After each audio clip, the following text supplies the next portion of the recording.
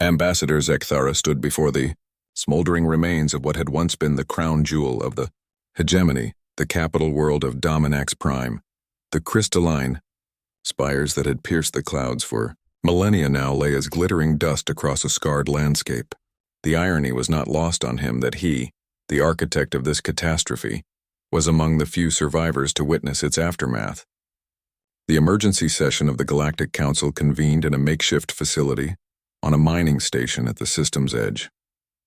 Representatives from a dozen species sat in stunned silence as Zekthara began his testimony, his forearms trembling as he accessed the holographic display. "Honored Council," he began, his translator struggling with the emotional resonance in his native Velthari tongue. "I stand before you not as the former Supreme Admiral of the Hegemony Fleet, but as a witness to folly. Our civilization, which had dominated this sector for 3,000 years, has been reduced to scattered refugees in the span of 7 rotations. Council leader Minox, an ancient Etherian whose gaseous form shimmered with concern, spoke first. Admiral, your preliminary reports mentioned a species we have never encountered. These humans. Tell us what transpired." Zekthara's mandibles clicked nervously. 3 months ago, our deep space reconnaissance detected an anomaly in the Sol system, a small yellow star in the outer rim territories.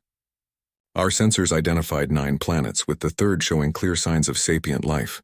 The inhabitants appeared to be a young species, barely having achieved rudimentary space travel. He paused, manipulating the display to show a blue-green world that seemed almost pastoral in its beauty.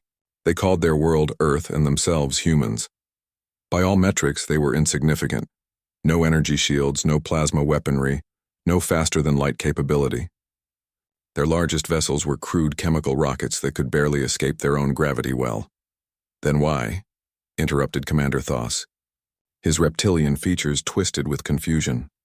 "Did you engage them at all?" The hegemony's policy was always to ignore primitive species until they posed a threat. Zekthara's primary arms gestured helplessly. That was precisely the problem. "We didn't engage them initially.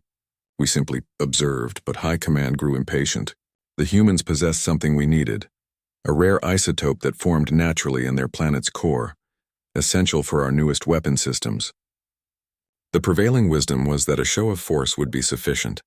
1 orbital bombardment, they said, and the survivors would gladly trade their isotope for their lives."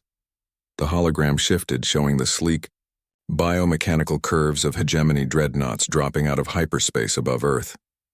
"We sent the 7th Fleet, 50 vessels, including 2 planet crackers. It should have been over in hours." "Should have been," echoed Minox ominously. "The humans' initial response was exactly as predicted," Zekthara continued.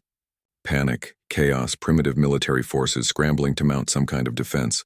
Their missiles bounced harmlessly off our shields. Their aircraft were swatted aside like insects. We even allowed some of their primitive nuclear weapons to detonate against our hulls, just to demonstrate the futility of resistance."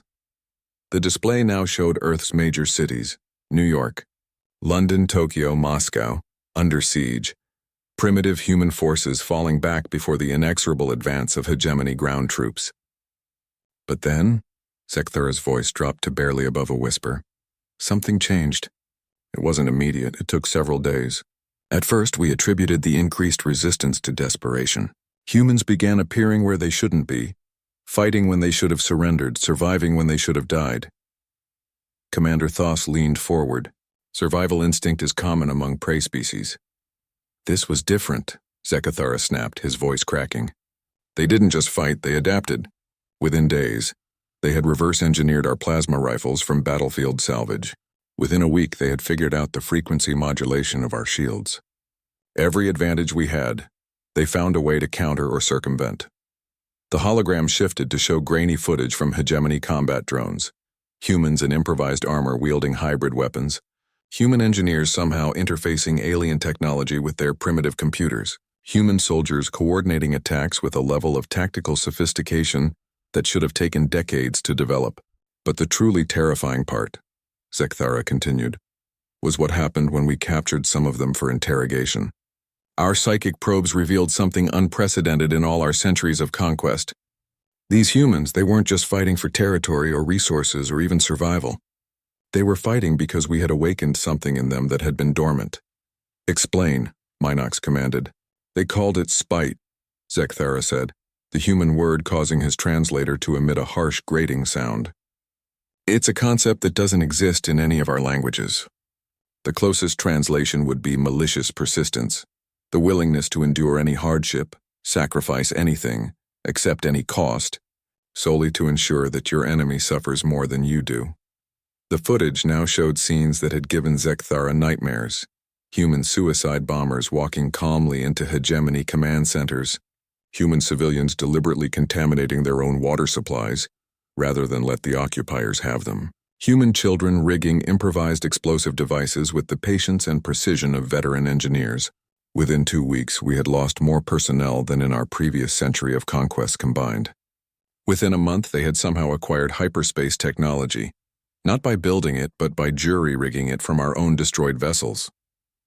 They began hitting our supply lines, our reinforcement fleets, even our core worlds. Zekthara's image flickered to show the impossible. Crude human vessels, welded together from scrap and held together by what appeared to be sheer determination, somehow outmaneuvering and destroying hegemony dreadnoughts that had taken decades to construct. The final assault on Dominax Prime came 67 days after our initial attack on Earth, he whispered. They arrived not with a fleet, but with a single vessel. A massive construction that our analysts determined was actually 17 different captured ships, somehow fused into a single, ungainly whole. It should not have been able to fly, much less fight. And yet it did, Minox observed grimly. It bypassed every defense, ignored every weapon we threw at it, and delivered a single message to our planetary communications network. The transmission was in perfect High Velthari. They had somehow learned our most sacred language in less than 3 months. The message was simple: you should not have woken us up. The final hologram showed Dominax Prime in its death throes, its continents cracking under some impossible weapon that seemed to turn the planet's own geological forces against it. The weapon they used, Zekthara concluded, was our own planet cracker technology, but modified in ways our scientists still don't understand. Instead of simply destroying the world, it triggered a cascade reaction that consumed everything. Not just matter, but energy, information, even the quantum foam of space-time itself. Dominax Prime didn't just die. It was erased from existence so completely that our historians are already forgetting it ever existed. The council sat in stunned silence for long moments before Minox finally spoke. What became of these humans? Do they pose a threat to the rest of the galaxy? Zekthara's response chilled the assembled delegates to their core. That's the most terrifying part of all. After Dominax Prime, they simply went home. Our surviving scouts report that they've returned to their primitive world and resumed their previous activities as if nothing had happened. They're not expanding, not conquering, not even exploring beyond their own system. They've gone back to sleep. But now we all know the one rule that the hegemony learned too late, he concluded, his 4 eyes fixed on each council member in turn. In this galaxy, there are predators and prey and ancient powers that dwarf us all. But there is also something far more dangerous than any of them. A species that fights not for victory, but for spite. A species that, when threatened, doesn't just seek to survive, but to ensure that those who threaten them regret it for whatever brief time remains to them. Zekthara deactivated the holographic display and stood in the dimmed chamber. The humans are sleeping again. For all our sakes, I recommend we let them stay that way. The council voted unanimously to declare the Sol system a permanent exclusion zone, posting warning beacons in 17 languages with a simple message: danger, dormant species, do not wake. In the years that followed, as the tale of the hegemony's destruction spread throughout the galaxy, a new phrase entered the common tongue of spacefaring civilizations. When faced with an impossible challenge or a suicidal plan, beings across the stars would shake their heads and mutter the same warning: don't make me go human on you. The phrase always worked. After all, everyone had heard what happened to the last ones who woke them up.